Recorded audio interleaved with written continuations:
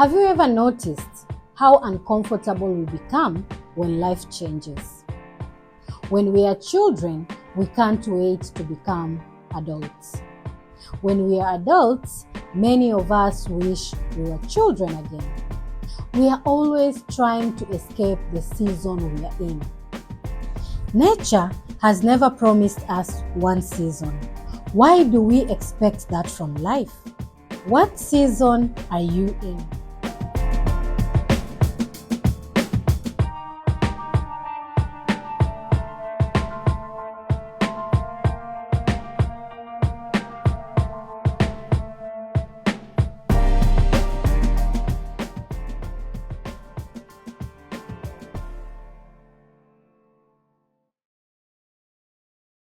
Behind every smile is a story. Sometimes it's hope, sometimes it's healing, sometimes it's a struggle no one else can see. Welcome to another episode of Behind the Smile, where we have honest conversations about mental health. Because understanding always comes before healing. My name is Dr. Michelle Nicole, and I am your public mental health doctor.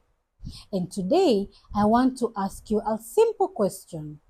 What season of life are you in?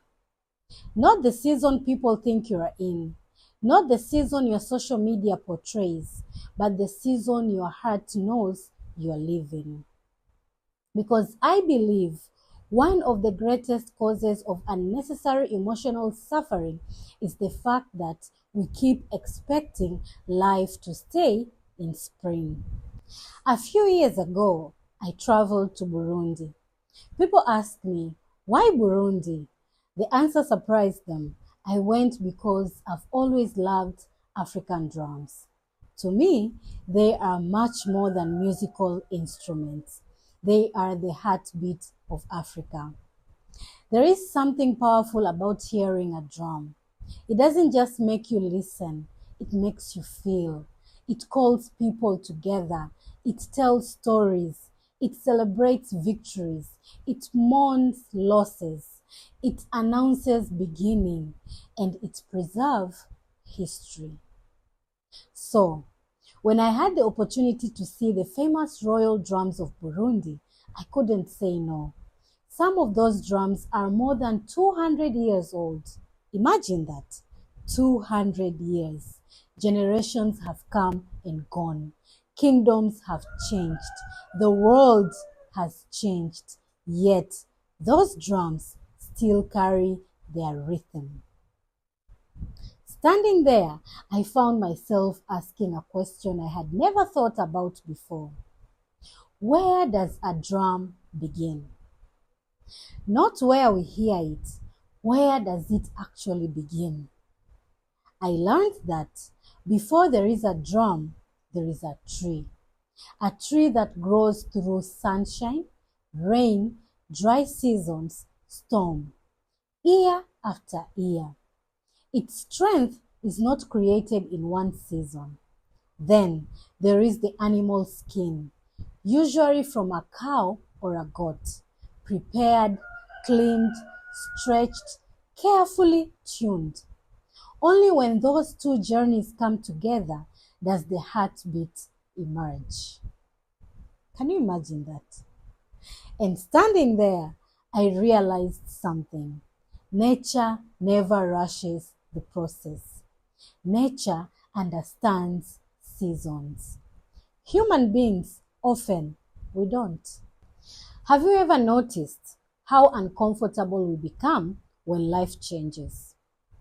When we are children, we can't wait to become adults. When we are adults, many of us wish we were children again. We are always trying to escape the season we are in. Think about it. Someone loses their job. Instead of saying, I'm in a difficult season, they say, I'm a failure. A young mother gives birth. She hasn't slept properly in weeks. She is emotionally exhausted. Instead of recognizing she is in one of the biggest transitions of her life, she asks, Why can't I cope like everyone else? Someone loses a loved one. 2 months later, people begin saying, you should be moving on. According to who? Nature never apologizes for taking time. A tree doesn't produce fruit every month. It doesn't bloom every day. It doesn't compare itself with another tree. It doesn't panic when its leaves fall. It trusts the process. But somewhere along the way, many of us learned that every season should feel productive. If we are not achieving, we think we are failing. If we are resting, we think we are lazy. If we are grieving, we think we are weak. If we are healing slowly, we think something is wrong with us. Maybe nothing is wrong. Maybe you are simply living in a season that requires something different from you. One of the greatest gifts you can give yourself is learning to stop asking, what is wrong with me? And start asking, what is this season trying to teach me? That question changes everything. Nature has never promised us one season. Why do we expect that from life? There are seasons in farming. A farmer doesn't plant seeds today and expect harvest tomorrow. If they did, we would call that unrealistic. Yet, that's exactly what many of us do with our lives. We want healing today, confidence tomorrow, success next week, relationships without conflict, careers without setbacks, mental well-being without difficult emotions. That's not how life works. Every season has work to do. Spring teaches hope. Summer teaches responsibility. Autumn teaches letting go. Winter teaches endurance. The problem isn't the season. The problem is expecting every season to look the same. As a public mental health doctor, I have realized something. Many people don't lack strength. They lack preparation. We always prepare for exams. We prepare for interviews. We prepare financially. We prepare for weddings. But very few of us prepare mentally for life's inevitable changes. Then, when life changes, as it always does, we are shocked. That is why I teach people to build a personal mental health system, not because we can stop difficult seasons from coming, but because we can prepare ourselves to move through them. Think about your own life. Who are the people you can call when you're struggling? What habits help you recover after difficult days? How do you protect your energy? What gives your life meaning beyond achievement? Where do you find stillness? Those are not small questions. Those are the foundations that help us stay steady when life changes. You don't build a roof when it starts raining. You build it before the storm arrives. Your mental health deserves the same intentional preparation.